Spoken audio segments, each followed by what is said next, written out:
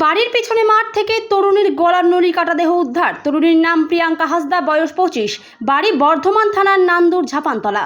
বাড়ির পিছন থেকে সন্ধ্যা 7:40 নাগাদ ঘটনাটি ঘটে।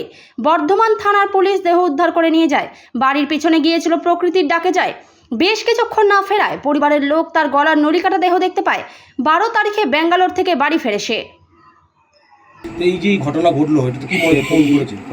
এটা তো মনে হচ্ছে যে কি কারো ব্যক্তিগত আক্ষেপ বা শত্রুতার কারণে।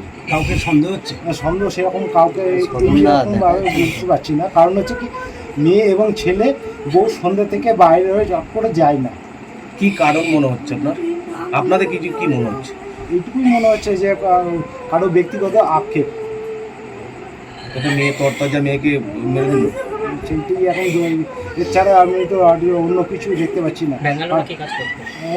সেলফ কাজ করতে। কি মনে হচ্ছে আপনার এই ঘটনার পেছনে? কি মনে হচ্ছে? আমার মেয়েটা সেরম ছিল না, কি করে এটা হলো আমি এটা বুঝতে পারছি। ফোন করে দিয়েছে রে? মনে হচ্ছে কি, কেন, কি জন্য, কিছু কারণ আছে? যেরকম আমার মেয়ে ফলো করতো না, ফোন করতে না এটা সবসময় আমি চোখে রাখতাম। আমার মেয়ে আমার সামনে কোনোদিন ফোন করতো না, সবসময় ওই পড়াশোনা নিয়ে থাকতো। Bureau report, PB news. Sun hospital, এখানে যে কোনো রকমের চিকিৎসার বিশ্বস্ত প্রতিষ্ঠান। খুবই কম খরচে বিশ্বমানের চিকিৎসা প্রদান করে থাকে।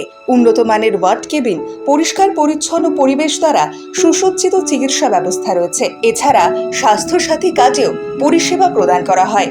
সুতরাং আজই যোগাযোগ করুন সান হসপিটালে। ঠিকানা GT road, Bhangakuthi, Bardhaman. Phone number মনে রাখবেন 9434188262 অথবা 83730954222।